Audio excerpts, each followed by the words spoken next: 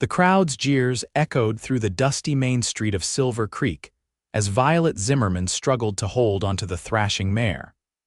Her slender arms strained against the animal's power while onlookers gathered to witness what they fully expected would be another of her failures. It was 1876, and in this unforgiving Colorado mining town, a woman like Violet was expected to know her place, and that place certainly wasn't breaking horses. "Give it up, girl. You're about as useful as a screen door on a submarine," hollered Jeremiah Pickens from his seat outside the saloon, drawing cruel laughter from the growing audience. Violet gritted her teeth, her weathered dress already soaked with sweat and dust. At 22, she'd endured 5 years of ridicule since her father's death had left her with nothing but debts and a small, struggling ranch on the outskirts of town. The townsfolk had given her 6 months before she'd be forced to sell. She'd proven them wrong for 5 years, but their taunts never ceased. "I said I'd break this mare, and I will," she called back, her voice steady despite the exhaustion threatening to overtake her. From the shadowed overhang of the general store, Ethan Redfield watched silently. His lean frame rested against a wooden post, the brim of his hat pulled low over observant eyes. New to Silver Creek, he'd arrived just 3 weeks prior with little more than his horse, his rifle, and a reputation as a man who knew his way around difficult situations. The cattle operation north of town had hired him as foreman, but in the quiet moments between duties, he found himself drawn to the peculiar spectacle of the town's supposed failure. Except Ethan didn't see failure when he looked at Violet Zimmerman. What he saw was something else entirely. The mare bucked violently, nearly throwing Violet to the ground. Several men laughed, exchanging coins as they bet on how long before she'd surrender. What they failed to notice was how Violet adjusted her stance, how her movements synchronized with the animals, anticipating rather than fighting. "That Zimmerman girl is a stubborn fool," muttered Harold Tanner, the bank manager, to Ethan without looking at him. "Been trying to run her daddy's ranch since he passed. Waste of good land, if you ask me." Ethan didn't respond, his focus unwavering as Violet whispered something to the mare.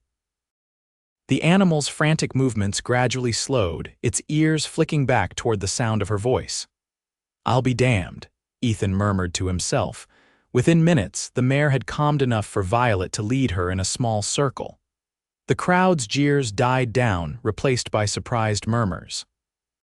She'd done it again somehow, not that any of them would admit to being impressed. "Lucky break," someone grumbled.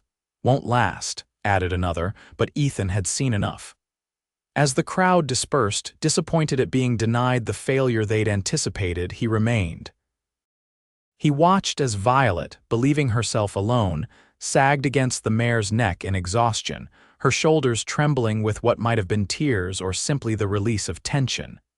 It was then that Ethan made a decision. This woman wasn't useless, far from it. And something told him that recognizing her strength might just change both their lives forever. The following morning found Violet at her small ranch, struggling to repair a broken fence post. The previous day's victory with the mare had been short-lived. Returning home, she discovered that 3 fence sections had been damaged, allowing her small herd of cattle to wander dangerously close to losing themselves in the vast open range.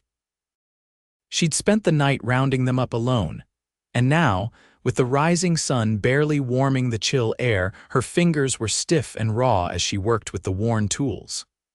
"Need a hand with that," the deep voice startled her, causing her to drop the hammer on her already bruised foot.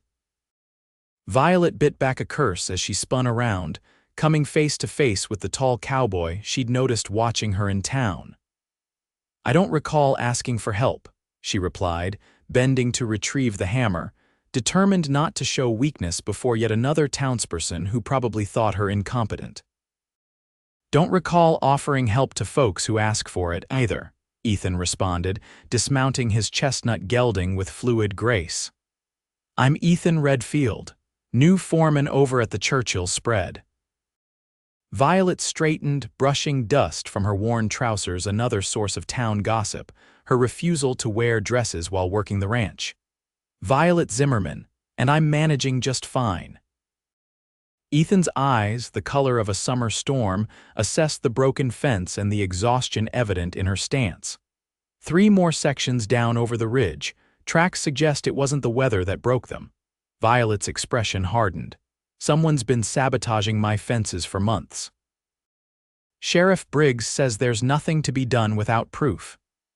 And I'd wager the same folks hope you'll give up and sell this land cheap, Ethan observed, already rolling up his sleeves. His forearms were corded with muscle, tanned from years under the western sun. I don't need your pity, Violet said sharply. Good, because I'm not offering any. Ethan picked up a spare post. I'm offering labor in exchange for information. New to these parts would benefit from knowing who's trustworthy and who isn't. Violet hesitated, pride warring with practicality. The fence needed fixing, and doing it alone would take her days she couldn't spare. Finally, she nodded curtly. Fine, but I work alongside you, not behind you. A hint of a smile touched Ethan's lips. Wouldn't have it any other way, Miss Zimmerman. They worked in companionable silence for the first hour, establishing a rhythm that surprised Violet with its efficiency. Ethan clearly knew what he was doing, and more surprisingly, he treated her as an equal partner in the task, rather than assuming control. You handled that mare well yesterday, he commented as they moved to the second broken section. Most men I know would have resorted to breaking her spirit rather than earning her trust. Violet's hands stilled momentarily. You were watching. Hard not to.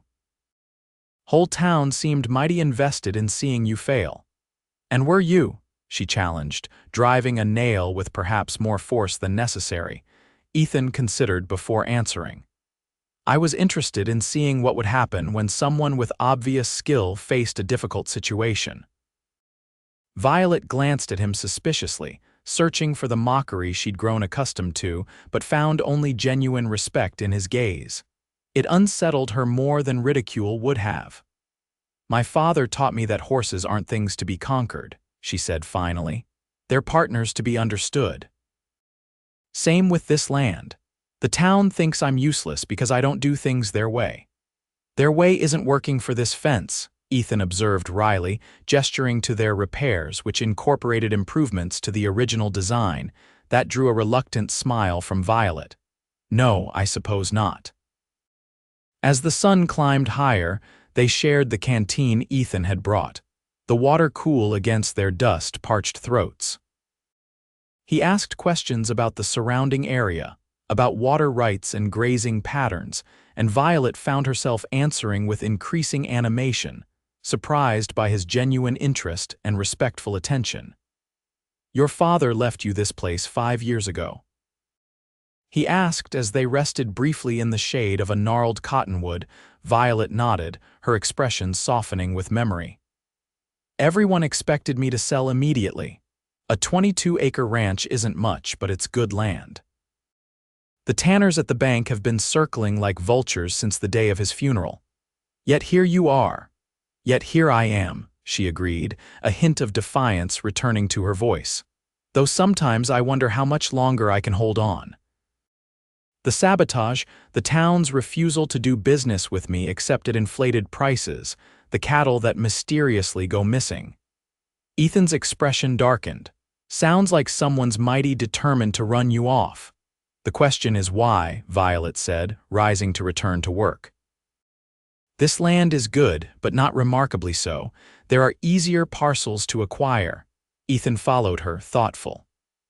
Sometimes a man or woman standing their ground becomes a matter of principle to those who aren't used to being defied. They finished the third section as the afternoon waned, both filthy and exhausted but satisfied with their work. Violet found herself reluctant to see him leave, having grown unaccustomed to conversation that didn't involve condescension or outright hostility. I appreciate the help, she said stiffly as Ethan prepared to mount his horse. And the conversation. He tipped his hat, those storm-gray eyes meeting hers with unexpected warmth.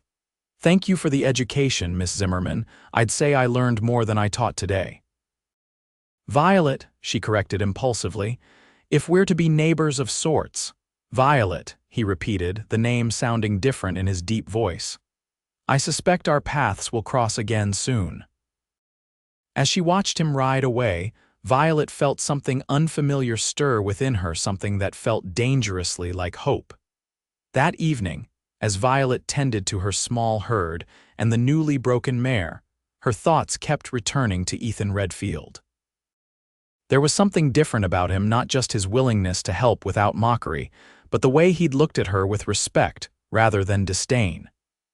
In 5 years, she'd grown a thick skin against the town's ridicule, but she realized now how starved she'd been for simple human dignity.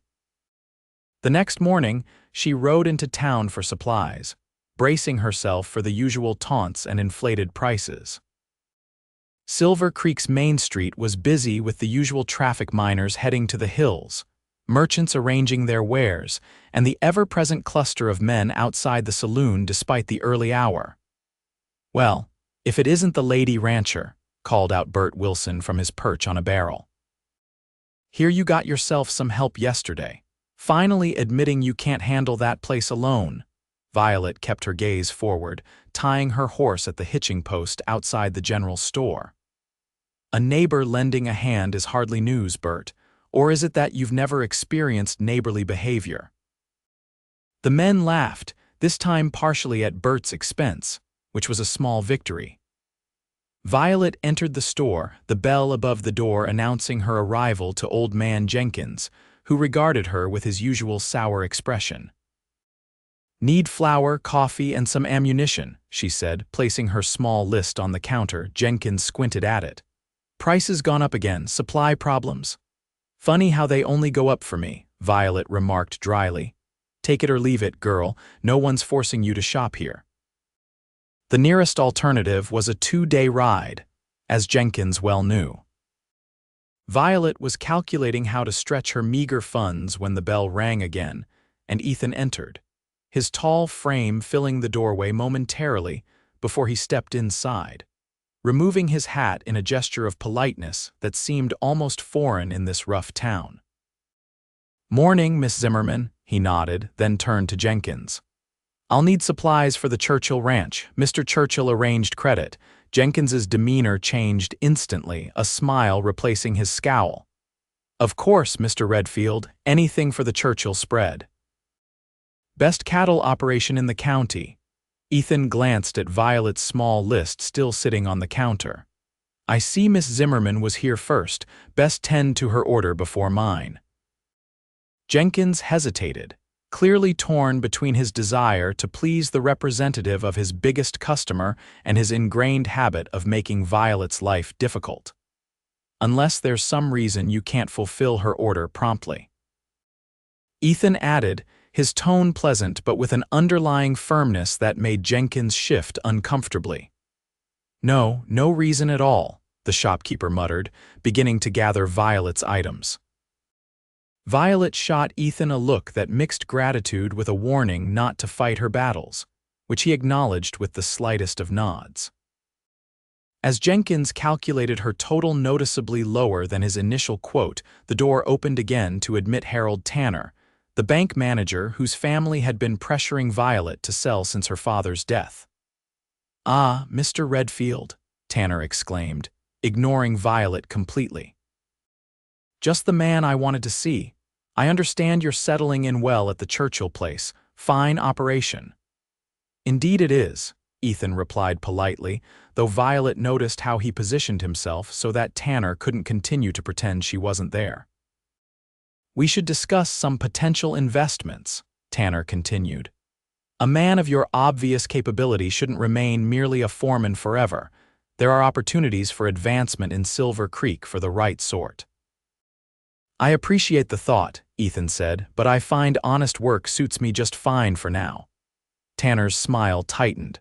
Of course, but do keep an open mind. Some situations in our community are bound to change soon, creating new possibilities. His gaze flickered briefly to Violet, the implication clear. Violet felt her face flush with anger, but before she could speak, Ethan responded. I've always found that situations change most definitively when good people work together, he said casually. For instance, I've been admiring Miss Zimmerman's ranch. Impressive what she's accomplished alone. Tanner's expression soured. Yes, well, stubbornness can delay the inevitable, but business is business. Speaking of which, Miss Zimmerman, your loan payment is due next week. I trust there won't be any.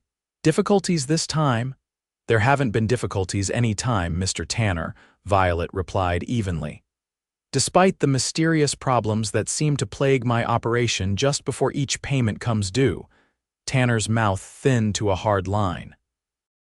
Accusations without proof are slander, Miss Zimmerman. Best be careful with that tongue of yours. Merely an observation of coincidental timing, she responded, gathering her purchases. Good day, gentlemen. Outside, Violet secured her supplies to her horse, trying to calm her racing heart. The confrontation with Tanner had left her shaken, though she'd never show it. The next loan payment would indeed be difficult. The lost cattle and constant repairs had drained her reserves once again. He seems particularly invested in your failure. Ethan's voice came from behind her as he exited the store. Violet didn't turn. The Tanners have wanted our water rights for years. My land has the best access to Boulder Creek before it reaches their properties. Ah, Ethan nodded, understanding dawning. Water rights in this territory are more valuable than gold, and more bitterly contested, Violet agreed, finally facing him. Thank you for, in there, though I don't need a champion. Ethan's mouth quirked in that almost smile. Wouldn't presume to be one, just dislike seeing the scales tipped unfairly. Something in his steady gaze made Violet want to trust him, a dangerous impulse she'd learned to suppress. Why are you being kind to me? What's your stake in this? The question seemed to surprise him. Does kindness require a stake? In my experience, yes, she answered bluntly. Especially from men who appear suddenly in a town where I've made nothing but enemies. Ethan considered her for a long moment, respect evident in his expression. Fair question. I came to Silver Creek for work, nothing more, but I recognize something in you that's rare, genuine grit, the kind that doesn't need an audience to prove itself. He mounted his horse, settling his hat back on his head. As for stakes, I believe a community is only as strong as how it treats its most vulnerable members. And despite what this town thinks, Miss Zimmerman, your vulnerability isn't weakness, it's circumstance. With that, he tipped his hat and rode away, leaving Violet staring after him, unsure whether to be insulted at being called vulnerable or touched by his unexpected defense. 3 days later, Violet was awakened before dawn by the frantic barking of her dog, Rex. She grabbed her rifle and rushed outside to find 3 of her cattle slaughtered in the pasture nearest the house, their throats cut cleanly, their bodies otherwise untouched. This wasn't predators or thieves, this was a message. The loan payment was due in 4 days, and those 3 cattle represented a significant portion of what she'd planned to sell to make it. Damn them, she whispered, kneeling beside one of the dead animals, feeling the still warm blood on her fingers. Damn them all. She worked through the morning to bury the cattle, unwilling to waste the meat but knowing she couldn't process it all herself before it spoiled in the summer heat. By noon, exhausted and grimy, she sat on her porch steps, calculating and recalculating her finances with increasing desperation. The sound of approaching hoofbeats made her reach for her rifle again, but she relaxed slightly upon recognizing Ethan's chestnut gelding. He rode up to her yard, his expression grim as he surveyed the fresh-turned earth and the bloody tools she hadn't yet cleaned. Word travels fast, he said, dismounting. Coyotes, they're saying in town. Coyotes don't use knives, Violet replied bitterly. Nor do they target only my best breeding stock 4 days before a loan payment. Ethan's jaw tightened. You reported this to the sheriff. What would be the point? Sheriff Briggs is Tanner's brother-in-law. He'd say I can't prove anything. She stared at her blood-stained hands, and he'd be right. Ethan was silent for a moment, then reached into his saddlebag. I brought something. Heard about your cattle on my way to the Churchill place this morning. He pulled out a small leather pouch that clinked with the unmistakable sound of coins. "It's not charity. Consider it an investment." Violet stood abruptly. "I told you I don't need rescuing, Mr. Redfield. And I believe I mentioned I'm not in the rescue business," he replied calmly. "This is business. I've been looking to invest in local cattle. The Churchill operation is well established, but diversification is wise." "So now I'm a business opportunity?" Violet asked, anger flaring, though she knew it was misdirected. Ethan wasn't the cause of her problems. "You're a rancher with good stock and better instincts who's being deliberately sabotaged," he corrected. "I'm offering to buy a quarter share in your next calf crop, fair market value paid in advance." Violet faltered. It wasn't charity, not exactly. And it would allow her to make the payment without begging for Tanner's mercy. "Why would you risk your money on a ranch everyone says is failing?" Ethan's gaze was steady. "Because everyone in this town is wrong about you, Violet Zimmerman, and I'm betting on that fact." The use of her first name, spoken with such conviction, stirred something in her chest. She found herself nodding slowly. "A quarter share, with a contract properly drawn." "I wouldn't have it any other way," he agreed, seeming relieved that she'd accepted. "We can draw it up now, if you have paper and ink." Inside her small but meticulously kept cabin, Violet washed the blood from her hands while Ethan examined the simple living space with interest. Unlike many bachelor ranchers' cabins, hers was clean and organized, with small touches that spoke of her determination to create a home. Pressed wildflowers in a frame, a colorful quilt on the narrow bed, books stacked neatly on a small shelf. They sat at her table, drafting a straightforward agreement that protected both their interests. As they worked, Ethan asked questions about her operation, intelligent, specific questions that revealed his own knowledge of ranching while acknowledging hers. "Your father taught you well," he observed as she explained her breeding strategy. "He did," Violet agreed, a rare smile softening her features. "Everyone thought he was crazy, teaching his daughter to ranch instead of finding her a husband. But he always said I had a better head for cattle than any boy he'd met." "Smart man," Ethan commented, signing the completed agreement with a flourish. "I think we'll both profit from this arrangement." As he prepared to leave, Violet found herself uncharacteristically reluctant to see him go. "Thank you," she said simply. "Not many would have done this." Ethan paused at the door. "Perhaps not, but perhaps that's because not many have taken the time to see what I see." "And what is that?" she asked, genuinely curious. His eyes, warm despite their stormy color, met hers directly. "A woman of extraordinary strength, facing extraordinary odds with more courage than this town deserves." The words hung between them, weighted with something neither was ready to name. Ethan broke the moment first, settling his hat on his head. "I'll see you in town tomorrow when you make your payment.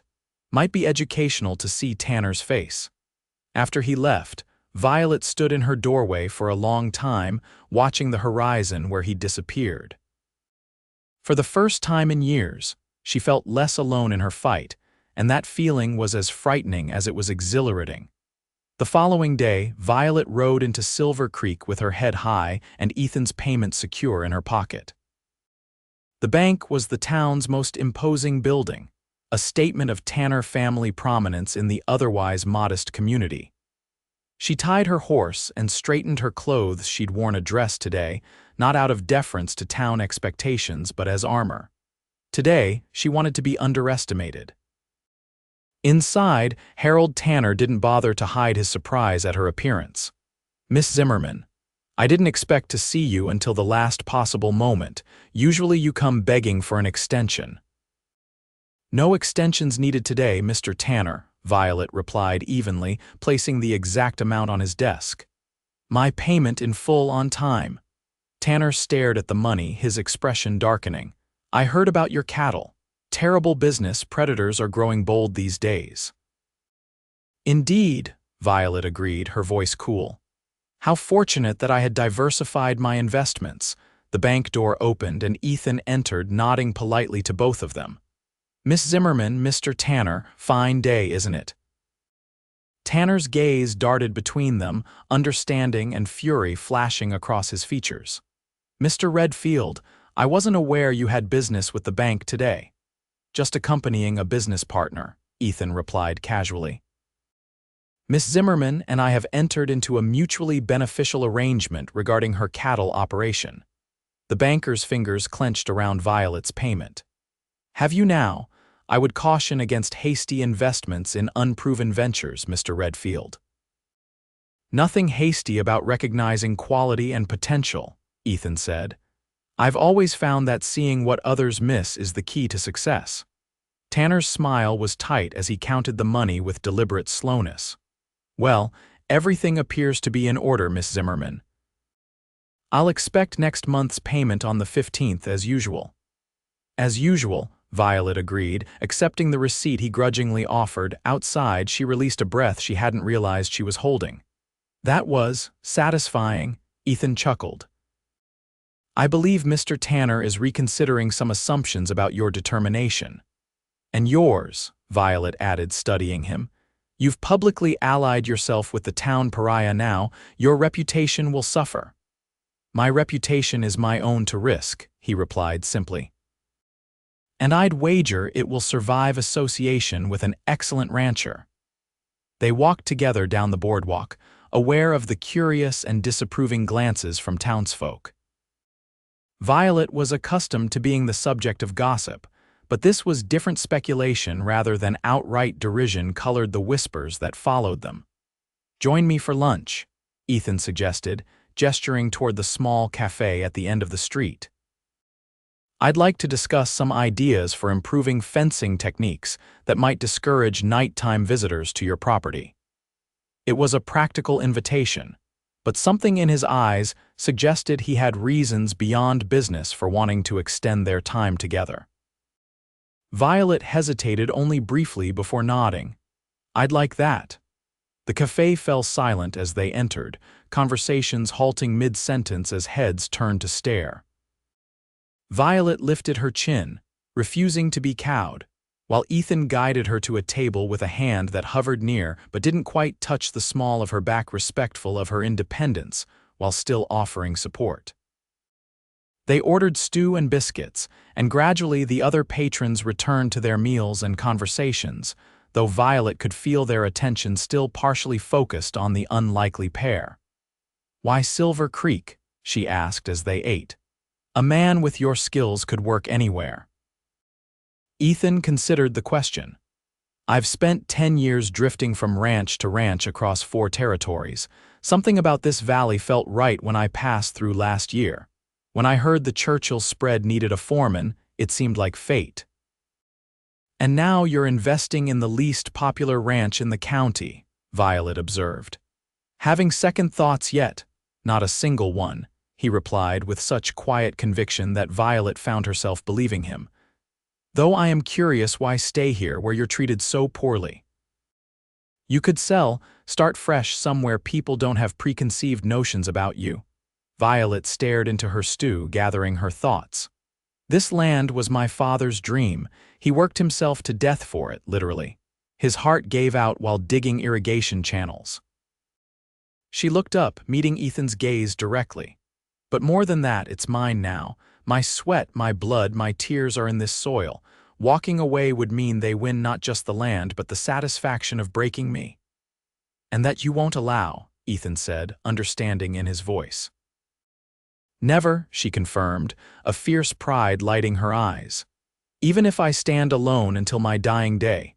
Ethan's hand moved across the table, not quite touching hers but close enough that she could feel the warmth of his skin. "What if you didn't have to stand alone?"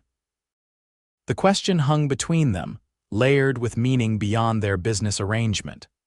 Violet's heart quickened, but before she could respond, the cafe door burst open and Sheriff Briggs strode in, his expression thunderous as he approached their table. "Miss Zimmerman," he barked, "I need a word with you about those cattle of yours." Ethan straightened, his relaxed demeanor vanishing. "Sheriff, is there a problem?" Briggs regarded him with undisguised hostility. "This doesn't concern you, Redfield, town business." "As Miss Zimmerman's business partner, I believe it does concern me," Ethan replied mildly, though Violet could sense the steel beneath his calm exterior. Partner, Briggs snorted. Since when? Since yesterday, Violet interjected. Is there a specific reason you need to discuss my deceased cattle in the middle of the cafe, Sheriff, or is public humiliation simply an added benefit? Several nearby diners suppressed smiles at her boldness. Briggs flushed, clearly unaccustomed to being challenged, especially by a woman. Got a complaint about improper disposal of animal carcasses. Health hazard. I buried them promptly and properly, Violet replied, her voice level despite her rising anger. As I've done with every animal lost on my property for 5 years, perhaps your complainant is confused. Or perhaps, Ethan added, someone is attempting to create problems where none exist. Briggs glared at him. You're new here, Redfield. Might want to learn the lay of the land before you start taking sides.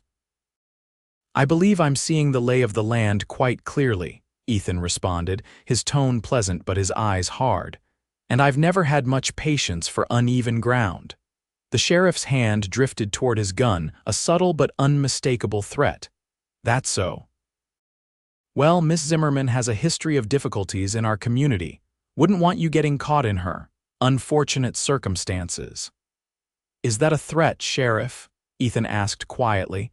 The tension in the cafe was palpable as every patron watched the confrontation, breaths held collectively. Briggs finally broke first, forcing a harsh laugh. Just friendly advice, Redfield. Welcome to Silver Creek.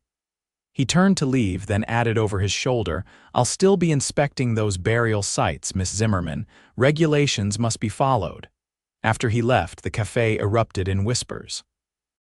Violet realized her hands were trembling and quickly hid them in her lap. I apologize for involving you in this, she said softly. Ethan's expression was grim. You didn't involve me, I chose to be involved. He leaned forward, lowering his voice. Violet, this goes beyond simple dislike or business competition. Someone in this town wants you gone badly enough to involve the law in their harassment. Tanner, she whispered, the water rights are worth 10 times what my land alone would fetch.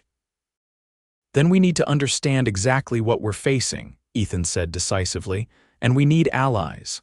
Allies, Violet gave a bitter laugh. In Silver Creek, I've been here my whole life and the only ally I ever had was my father. Ethan's expression softened. Then perhaps it's time to change that narrative. Not everyone in town can be under Tanner's thumb. You'd be surprised, she murmured, but something in Ethan's determined gaze kindled a small spark of hope that she'd thought long extinguished. As summer deepened into August, an unexpected shift began in Silver Creek. It started subtly. Martha Baker at the cafe giving Violet a slightly larger portion. Old Man Jenkins at the general store actually greeting her when she entered. Young Tommy Wilson offering to help carry her packages. Violet might not have noticed these small changes had Ethan not pointed them out. In the weeks since their confrontation with Sheriff Briggs, Ethan had become a regular visitor to her ranch, helping with repairs, offering advice on cattle management, and gradually, inexorably, becoming a fixed point in her previously solitary life. People respect strength, he told her one evening as they sat on her porch, watching the sunset paint the distant mountains in shades of fire. They've watched you stand your ground for years, but now they're seeing you not just survive, but potentially thrive. It changes the equation.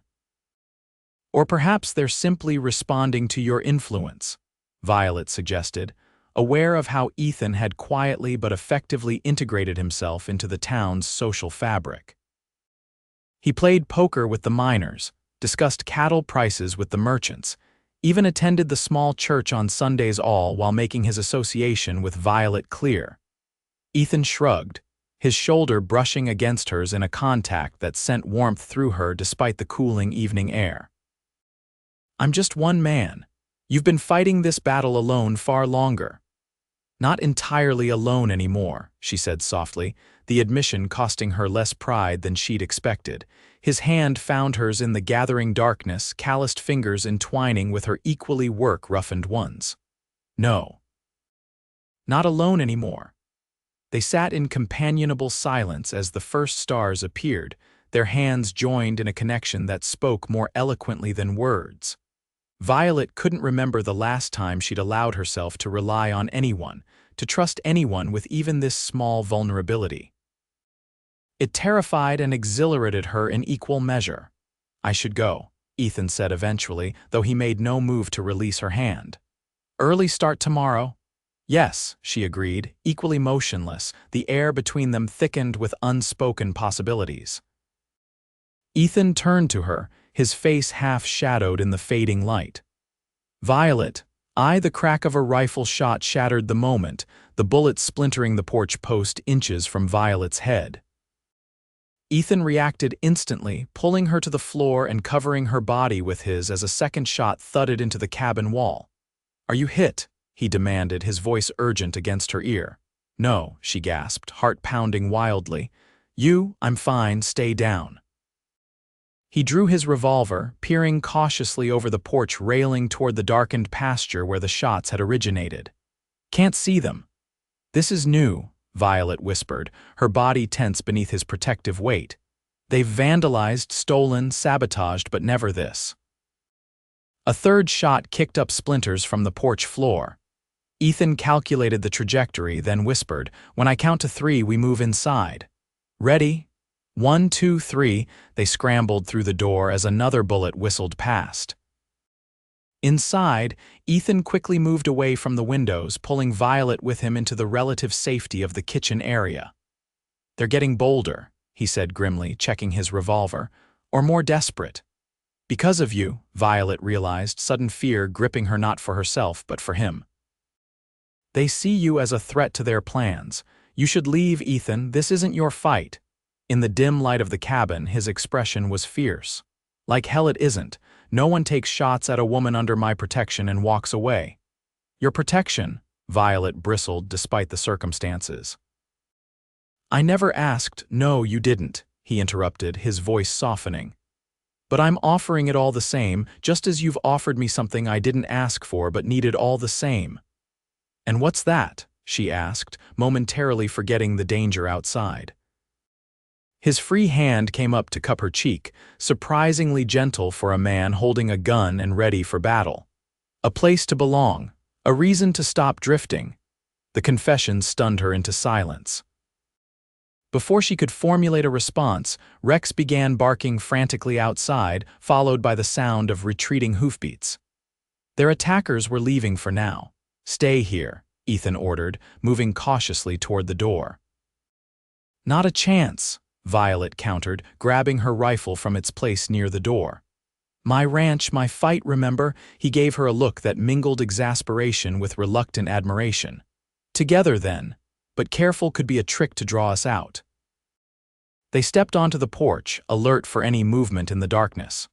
Rex came bounding up, unhurt but agitated. In the distance, they could just make out 2 riders disappearing over the ridge toward town. "Couldn't see who it was," Ethan said, frustration evident in his voice. "Doesn't matter," Violet replied, lowering her rifle. "We both know who sent them." Ethan turned to her, his expression grave in the starlight. "You can't stay here tonight, it's not safe." "I'm not abandoning my home because of threats," she said firmly. "I have Rex, my rifle, and thick walls." "And me," Ethan added quietly. "I'll sleep on the porch. They might come back." Violet wanted to refuse, to insist she could handle the situation alone as she'd handled everything else for 5 years. But the truth was, she didn't want to be alone tonight, not because of fear, but because Ethan's presence had become a comfort she was no longer willing to deny herself. "There's a spare bedroll inside," she said finally, "but not on the porch. If they come back, I don't want you exposed as a target." Relief washed across his features. "Thank you." Later, with Ethan settled on her cabin floor and Rex alert by the door, Violet lay in her bed, staring at the ceiling, acutely aware of Ethan's presence just feet away.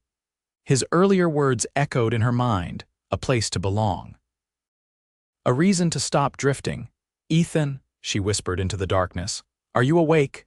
"Yes," came his immediate response. She hesitated, then asked the question that had been building in her for weeks. Why me? Why my fight? There must be easier paths for a man looking to settle down. The silence stretched so long she thought he might not answer. Finally, his deep voice came through the darkness, thoughtful and measured. 5 years ago, I killed a man in self-defense. He drew on me over a card game in a saloon in Kansas. It was justified, witnessed, but afterward. He paused. Afterward, I couldn't stay in one place. Kept moving, taking jobs, drifting. I was running, though it took me years to realize what I was running from. What was it? Violet asked softly. Myself. The knowledge that life can change or end in an instant. That connections are dangerous because they can be severed. His voice grew closer. He had sat up in his bedroll. Then I rode into Silver Creek and saw a woman standing her ground against impossible odds, refusing to surrender what was hers by right. And something in me recognized something in you. What? She breathed. Strength, he said simply. Not the kind that bullies or domineers, but the kind that endures, survives, hopes even when hope seems foolish. I've never met anyone like you, Violet Zimmerman. Tears pricked at her eyes, unexpected and unwelcome. I'm just trying to keep what's mine. And now, he said, his voice dropping lower, I find myself hoping that someday I might be counted among the things you consider yours to keep. The admission hung in the air between them, breathtaking in its vulnerability. Violet found herself unable to respond, overwhelmed by emotions she'd kept carefully walled away for years. I've said too much, Ethan murmured after her lengthy silence. Forgive me. No, she finally managed. No, it's not that, it's just… I've been alone so long, I've forgotten how to be anything else. You don't have to be, he said. Alone, that is, not unless you choose to be. In the darkness, Violet smiled, though he couldn't see it. Go to sleep, Ethan Redfield. We have fences to mend tomorrow. Yes, madam, he replied, and she could hear the smile in his voice as well. Neither of them mentioned the shooters or Tanner or the threats that still loomed. For this moment, in the quiet darkness of her cabin, they had carved out a space where possibility lived, and that was enough for now.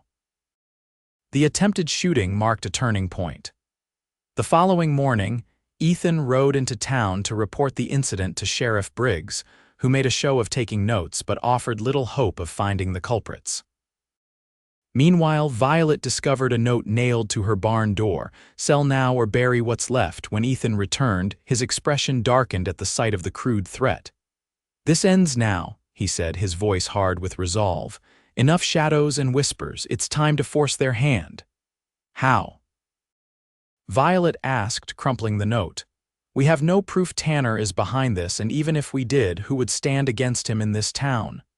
We don't need the town, Ethan replied. We need leverage. Over the next week, they implemented what Ethan called their counteroffensive.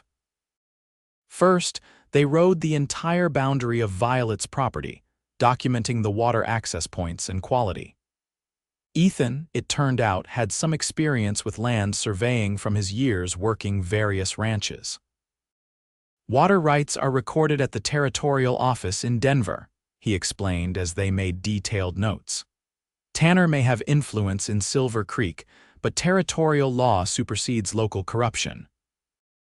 Next, they visited neighboring ranches' small operations like Violet's that had largely ignored her over the years. Ethan's approach was diplomatic but direct, explaining how Tanner's monopolization of water access would eventually affect them all if Violet's rights were seized. To Violet's surprise, several of the ranchers listened. Old Wilkins, whose property bordered hers to the east, even admitted he'd been pressured by Tanner to avoid doing business with her. Didn't have nothing against you personally, Miss Zimmerman, he said apologetically. But Tanner holds my note too, and time's been hard. They'll be harder if Tanner controls all the water access, Ethan pointed out. Today it's Miss Zimmerman they want to drive out, tomorrow it could be any of you. By the end of the week, they had formed a tentative alliance with 4 neighboring ranchers, all agreeing to file joint documentation of their interconnected water rights with the territorial office, creating a legal barrier to Tanner's ambitions that would be difficult to circumvent. It won't stop the harassment immediately, Ethan cautioned as they rode back to Violet's ranch after securing the last neighbor's agreement.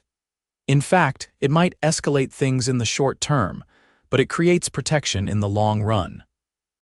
Violet glanced at him, struck again by how thoroughly he had committed himself to her cause. "You've done more for me in a month than anyone has in 5 years." He met her gaze, his eyes serious. "I told you before, this isn't charity or rescue, this is partnership."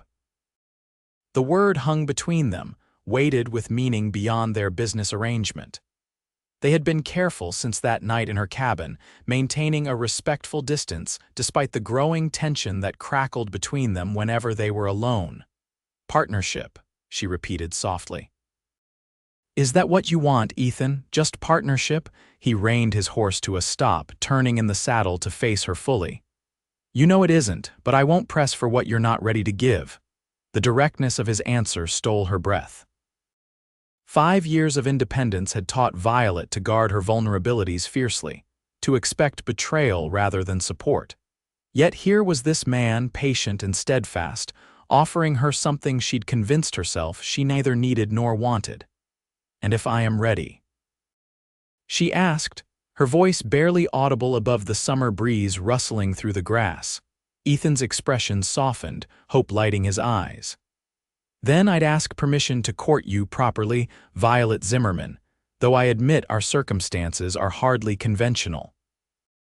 A laugh escaped her, surprising them both. Conventional? A woman rancher and a drifter turned foreman standing against half the town? "I'd say we left conventional behind some time ago." He smiled, the expression transforming his usually serious face. "Is that a yes?" Instead of answering, Violet urged her horse forward until she was alongside him, then leaned across the space between them. With a courage born of 5 years fighting alone and 1 month learning to trust again, she pressed her lips to his in a kiss that began tentatively but quickly deepened with shared hunger. When they finally parted, both breathless, Ethan's hand had found its way to the nape of her neck, his fingers tangled in her hair that had come loose from its practical bun. "I'll take that as a yes," he murmured, his voice rough with emotion. "Yes," she confirmed, feeling strangely light despite the dangers still facing them. "Though God knows what the town will make of it." "Let them talk," Ethan said, stealing another quick kiss before they resumed their ride. It's about time Silver Creek had something new to gossip about.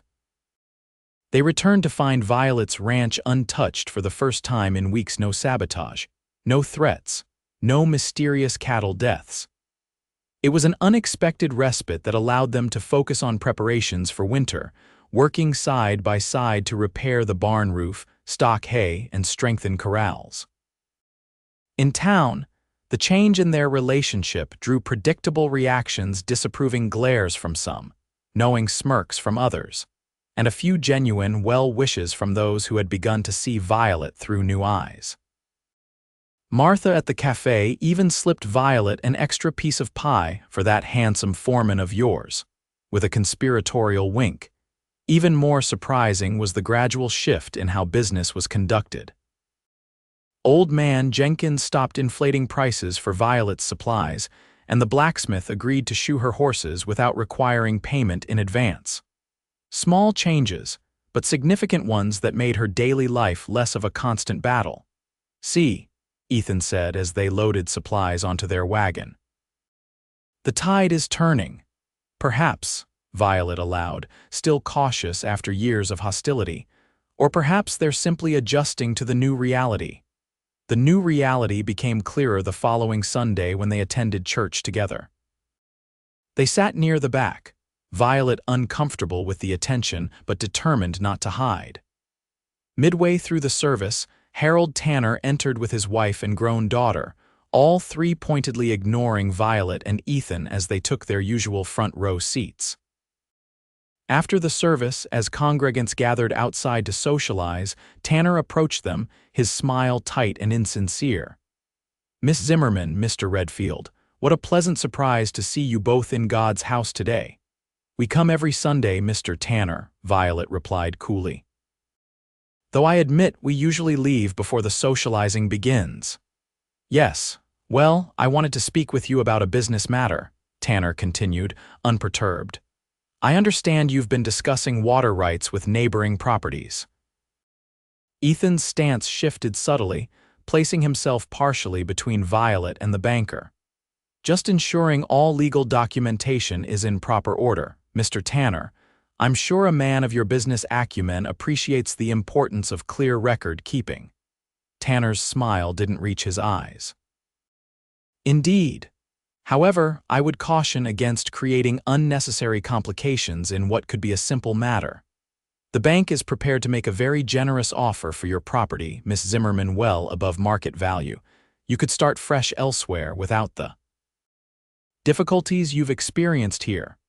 That's very considerate, Violet said, matching his false pleasantness. But as I've told you repeatedly for 5 years, the ranch is not for sale. Everyone has a price, Tanner insisted, his voice hardening. Name yours. Some things aren't for sale at any price, Ethan interjected. A man's honor, for instance, or a woman's right to what's legally hers. The veiled accusation hung in the air between them. Tanner's face flushed with anger, but before he could respond, his daughter approached, seemingly oblivious to the tension. Mother wants to know if we're still attending the Wilsons for dinner, she said, then noticed Violet and Ethan. Oh, Miss Zimmerman. I heard about your mare having a foal. Is it true she's got unusual markings? The genuine interest took Violet by surprise. Yes, a perfect white star and 4 white socks, quite striking. I'd love to see it sometime, the young woman said enthusiastically.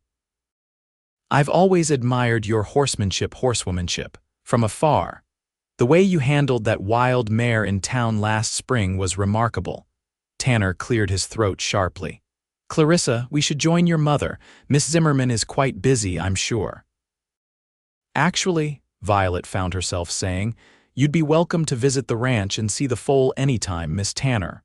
Perhaps next Saturday afternoon, Clarissa beamed while her father's expression darkened further. I'd like that very much, thank you.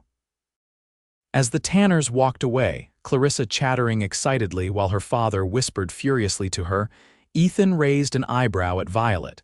Making friends with the enemy's daughter, bold strategy. Violet shrugged, surprising herself with her own actions. She seems genuine.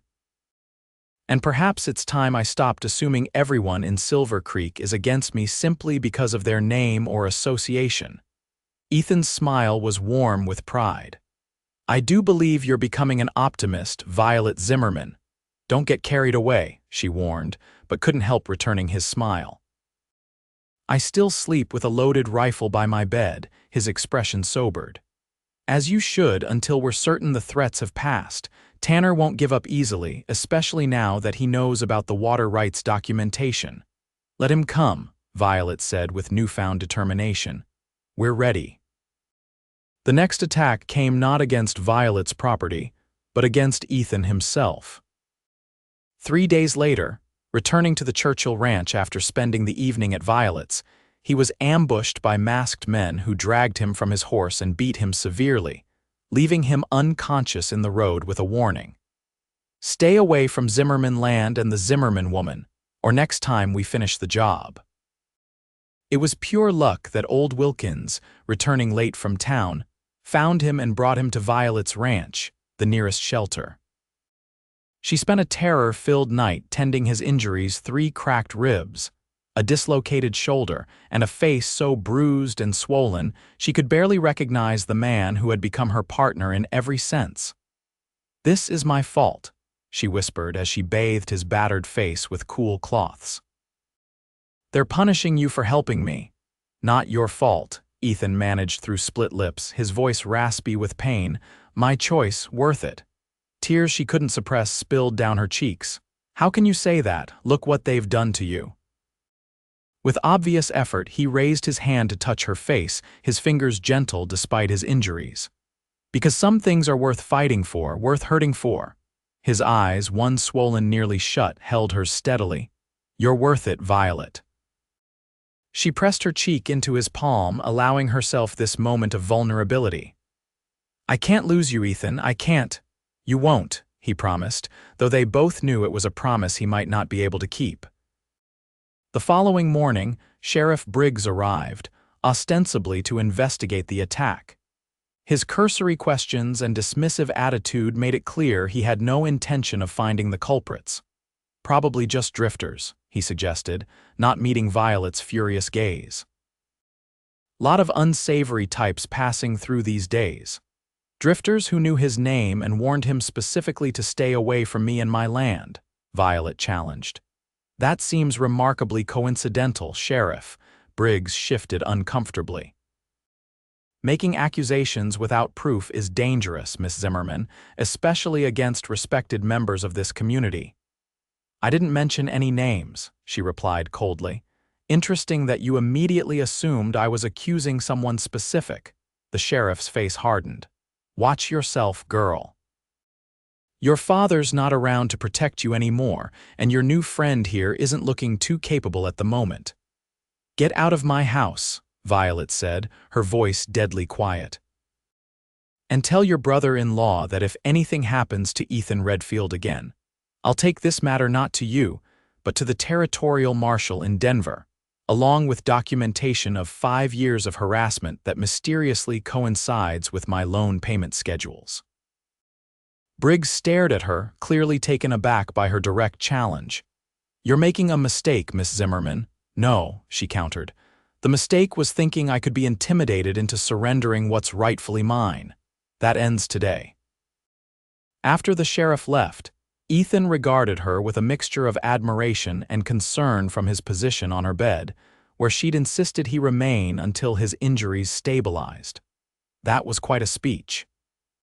I meant every word, she said, checking his bandages with gentle hands that belied her fierce tone. I'm tired of living in fear, Ethan, tired of wondering what they'll take from me next. So what now? He asked. Violet straightened, a new resolve hardening her features. Now we take the fight to them. No more reacting, no more defending. It's time Tanner learned what happens when he pushes too far. For the next 2 weeks, Ethan recovered at Violet's ranch, gradually regaining his strength while they planned their counterattack. Word of his beating spread through town, creating unexpected ripples. 3 of the neighboring ranchers who had joined their Water Rights Alliance came to visit, offering support and, more surprisingly, information. Tanner's overextended, old Wilkins revealed as they gathered around Violet's kitchen table. Banks been calling in loans all over the county, demanding immediate payment. Word is he made some bad investments in a mining venture that went bust. That explains the increased pressure to acquire your water rights, Ethan said to Violet. He needs a quick success to shore up his finances. And the territorial office has confirmed our documentation, added Samuel Pierce, another neighboring rancher. Tanner can't legally seize those water rights without buying all our properties, which he can't afford to do. So we have him in a corner, Violet mused. A dangerous position, for him or for us, asked Wilkins nervously. Both, Ethan replied grimly. A desperate man is unpredictable. They didn't have to wait long to discover just how desperate Tanner had become. 3 nights later, Violet was awakened by Rex's frantic barking and the unmistakable smell of smoke. The barn was ablaze, flames already consuming the wooden structure where her best horses were stabled, including the prize mare and her new foal. Ethan, she screamed, already pulling on boots as she ran for the door. He was ahead of her, injured ribs forgotten as they raced toward the inferno. The heat was intense, the smoke choking, but Violet didn't hesitate, plunging into the barn behind Ethan to free the panicked animals. Take the mare, Ethan shouted over the roar of the flames, already working to release the other horses from their stalls. I'll get the rest. The next minutes were a blur of heat, smoke, and terror. Violet managed to lead the mare and foal to safety, then returned for the others despite the danger. A burning beam crashed down, missing her by inches as she freed her last draft horse. Coughing violently, eyes streaming, she staggered toward the exit only to realize Ethan wasn't behind her. Ethan, she screamed, turning back toward the heart of the inferno. Here. His voice came weakly from the far corner where the tack room was located. Through the smoke, she could just make out his form, pinned beneath a fallen support beam. Without hesitation, Violet fought her way to him, the heat searing her lungs and skin. The beam was heavy, but adrenaline and desperation gave her strength she didn't know she possessed. With a groan of effort, she lifted it enough for Ethan to drag himself free. "Go," he gasped, his face blackened with soot and twisted with pain. Roofs about to go, supporting each other, they stumbled toward the exit as burning timbers crashed around them. They cleared the doorway just as the roof collapsed in a shower of sparks and flaming debris, the concussion knocking them both to the ground several yards away. For a moment, they lay there, gasping for clean air, the heat of the fire washing over them in waves. Violet's hands found Ethan's in the darkness, clutching desperately. "The horses?" he rasped. "All safe," she confirmed, tears cutting tracks through the soot on her face. "You could have been killed." "So could you," he countered, pulling her close despite their injuries. "Damn it, Violet, don't ever risk yourself like that again," she laughed shakily against his chest. "That's rich, coming from the man who went back for saddles." "Not saddles," he corrected, reaching into his pocket to produce a small, scorched box. "This." Confused, Violet took the box, opening it to reveal a simple silver ring with a small, perfect pearl. Even blackened with smoke, its beauty was unmistakable. "Ethan." "Not exactly how I planned this," he said ruefully, struggling to sit up. "Was going to wait until I was fully recovered, take you for a picnic by the creek, do it properly. You were going to." Violet couldn't finish the sentence. Overwhelmed by the realization, Ethan took the box back, removing the ring with trembling fingers. "Violet Zimmerman, you are the strongest, most stubborn, most magnificent woman I've ever known. These past months fighting alongside you have been the most purposeful of my life." He took a labored breath, wincing at the pain in his ribs. "I love you, marry me. Be my partner in all things, as I'll be yours." Around them, the barn continued to burn, illuminating their soot-streaked faces in its unforgiving light. In the distance, they could hear shouts, neighbors coming to help, alerted by the glow of the fire against the night sky.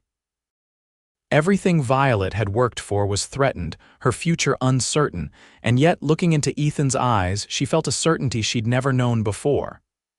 "Yes," she whispered, then louder. "Yes, Ethan Redfield, I'll marry you." His smile was brilliant even through the grime as he slipped the ring onto her finger. It was too large, obviously purchased without opportunity to measure, but to Violet it was perfect.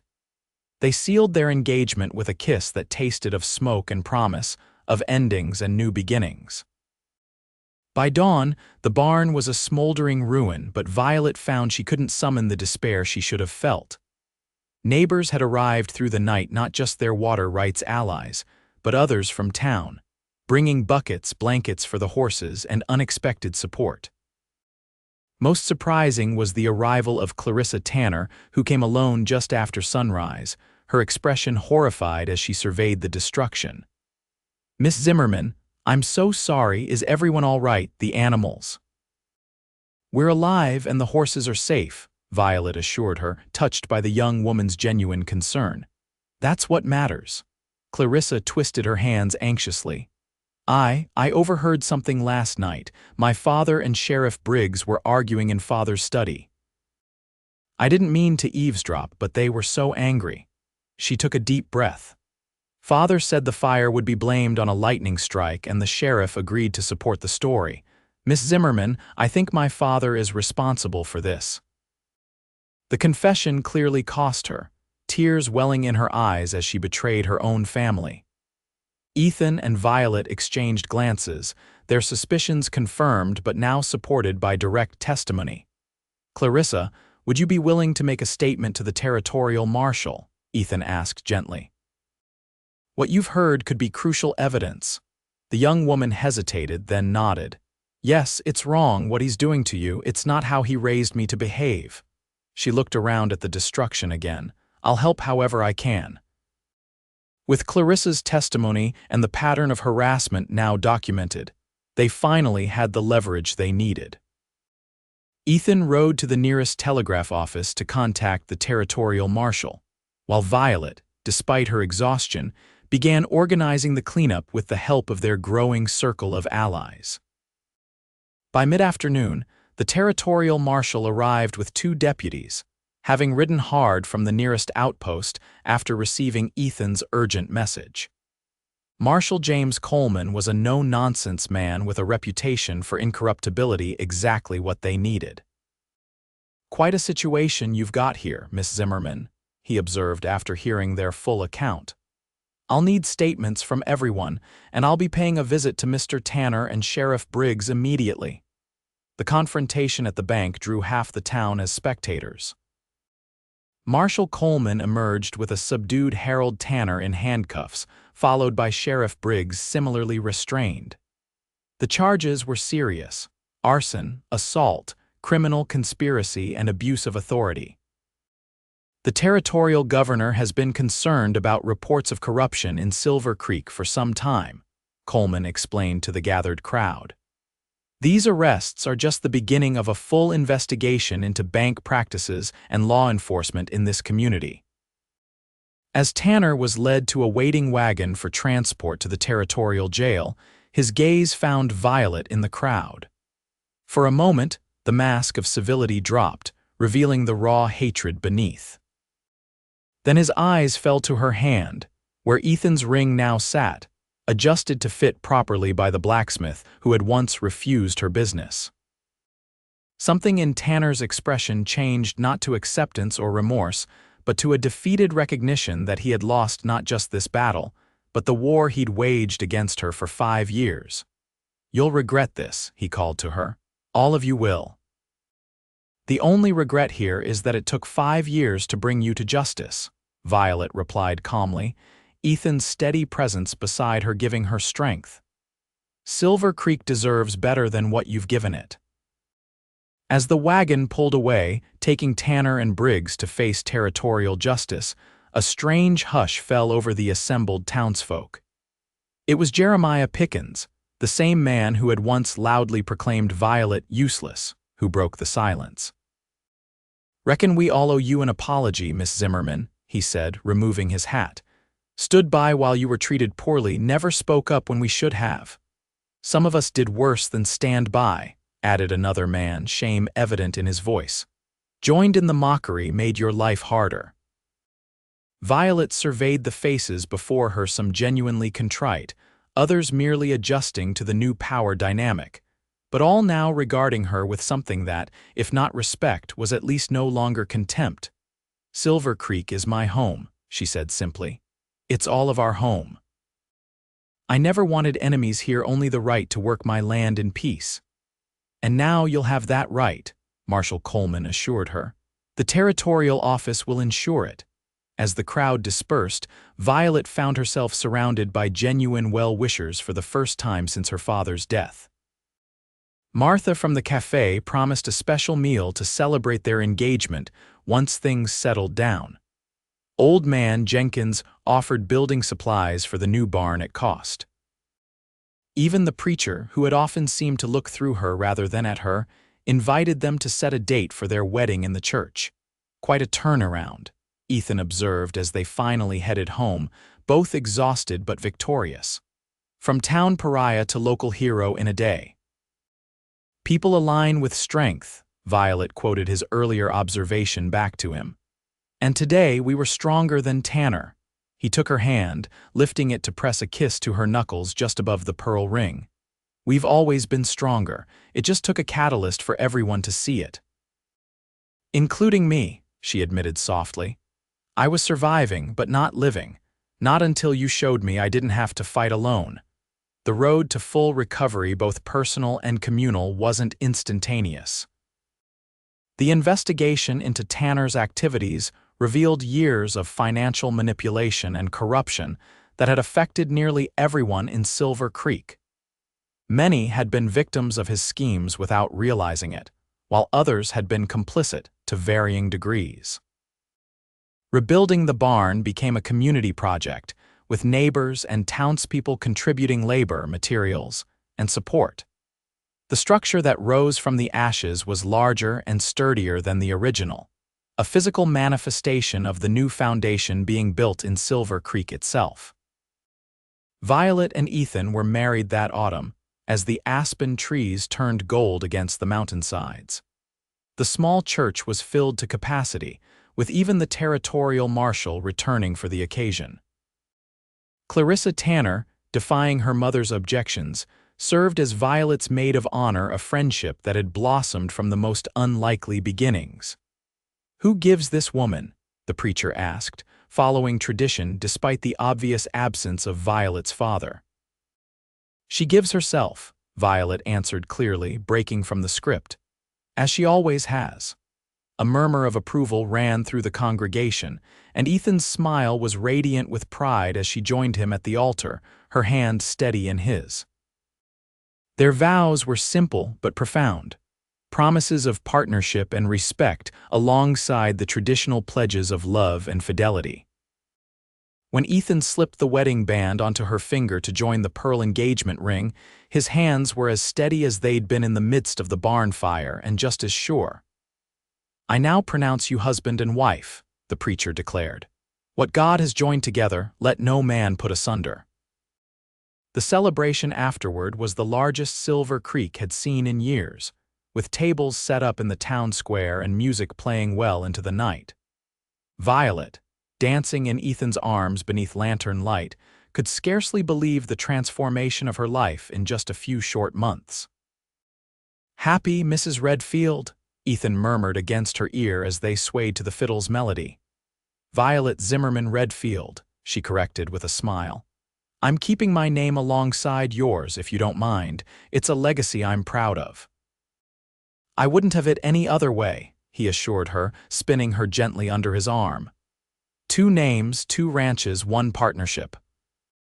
The Churchill Ranch had offered Ethan a permanent position as manager of their expanding operation, with a generous salary and the freedom to continue his involvement with Violet's property as well.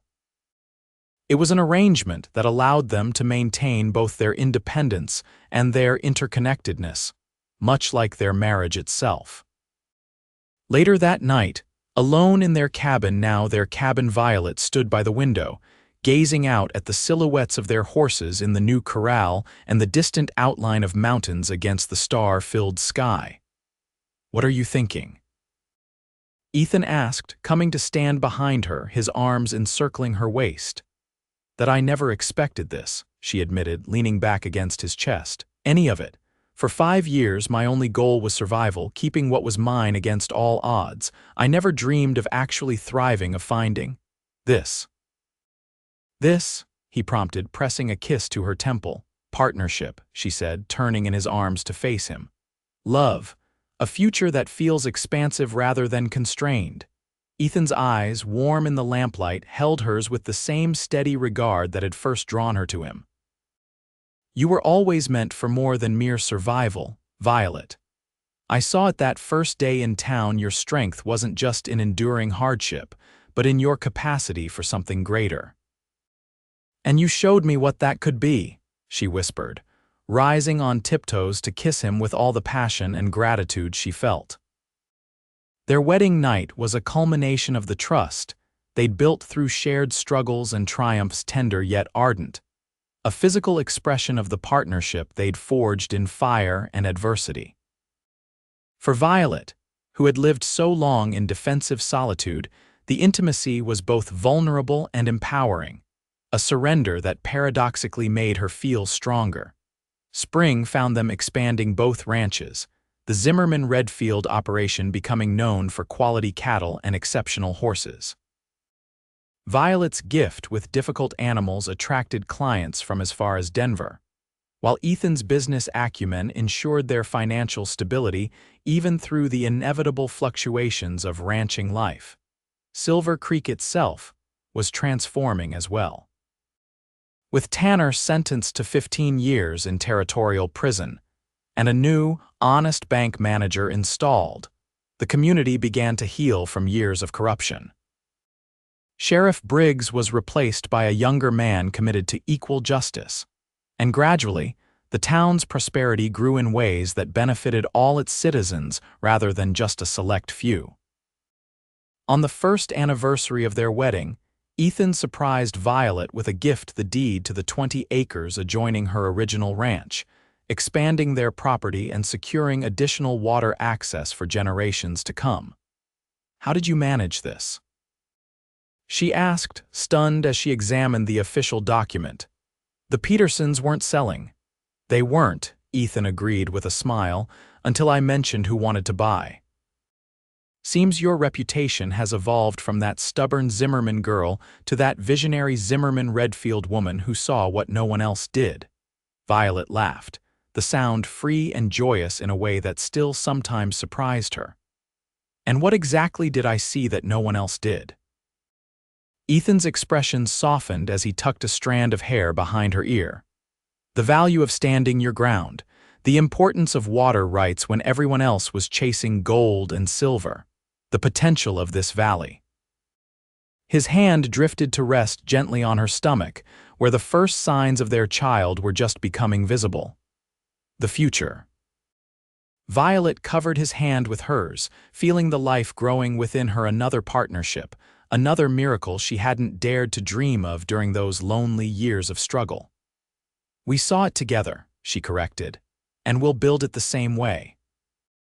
From their porch, as twilight painted the mountains in deepening shades of purple and gold, they could see the lights of Silver Creek beginning to twinkle in the distance. The town that had once scorned Violet now looked to the Zimmerman Redfield Ranch as an example of what could be achieved through determination, integrity, and vision. "They called me useless," Violet mused, watching as the first stars appeared above the darkening peaks.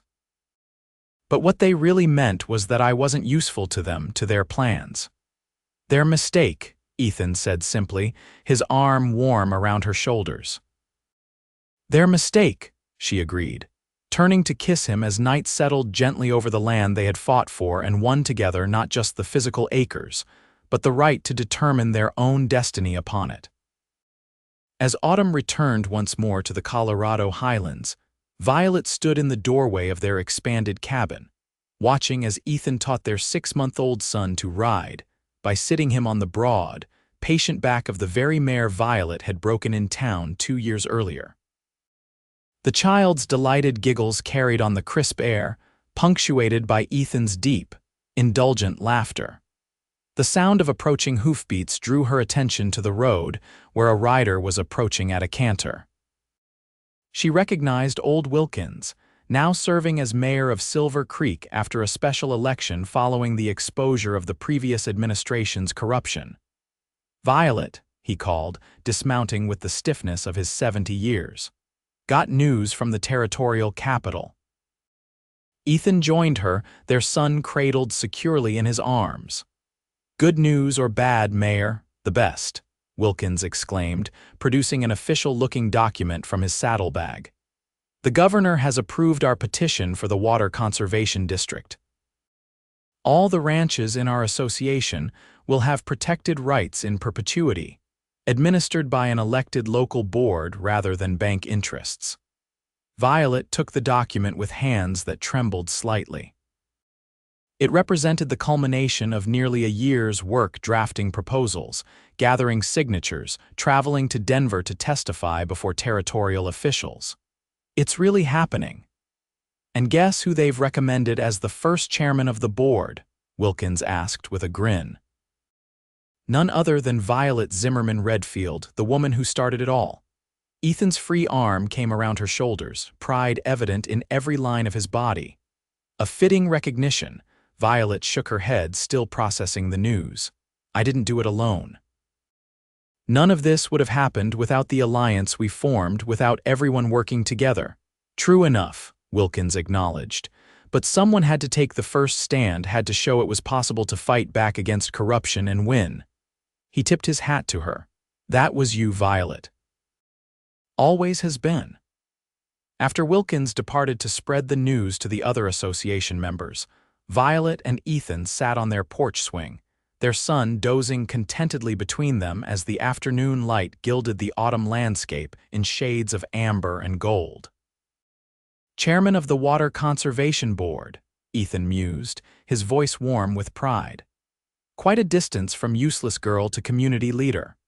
Violet leaned her head against his shoulder, watching as a hawk soared in lazy circles above their expanded pastures where cattle grazed peacefully. "I've been thinking about something you said when we first met about seeing what others missed." "Oh," Ethan prompted, his hand finding hers between them. "You saw strength in me when everyone else saw failure," she said softly. "But what I've come to realize is that strength isn't about never falling or never needing help. It's about getting up again and again and again, sometimes alone, sometimes with support." Ethan kissed the top of her head, his voice thoughtful. "And sometimes it's about being the support that helps others stand. Like you were for me," she agreed, turning to look at him directly.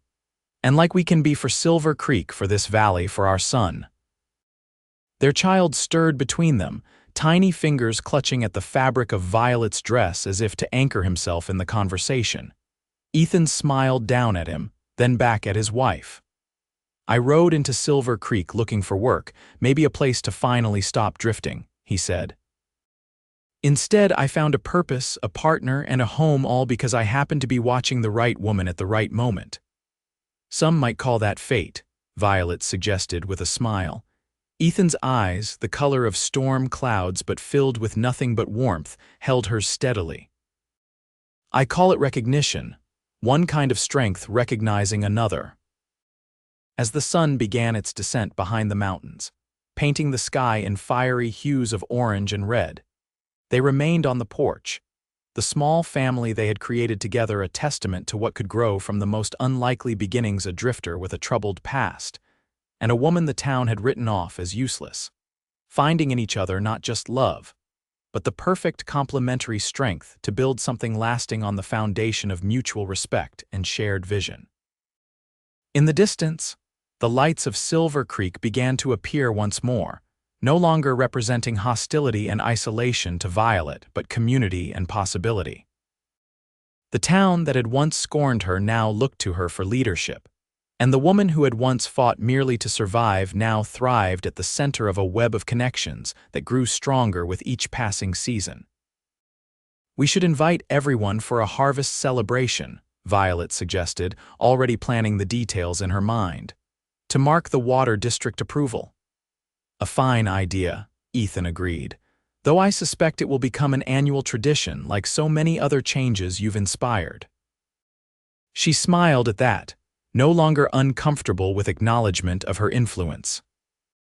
"Changes we've inspired together," she corrected, leaning in to kiss him as their son cooed happily between them, secure in the love that surrounded him, a love forged in adversity, tempered by struggle, and now flourishing in the rich soil of hard-won peace.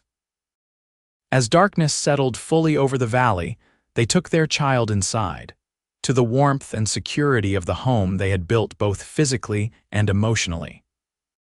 Tomorrow would bring new challenges, new opportunities, new growth, but tonight, in this moment, they had everything they needed. Each other, their son, their land, and the strength that had brought them together and would carry them forward into whatever the future held. For Violet Zimmerman Redfield, once called useless in a town that couldn't see her worth, that was more than enough. It was everything.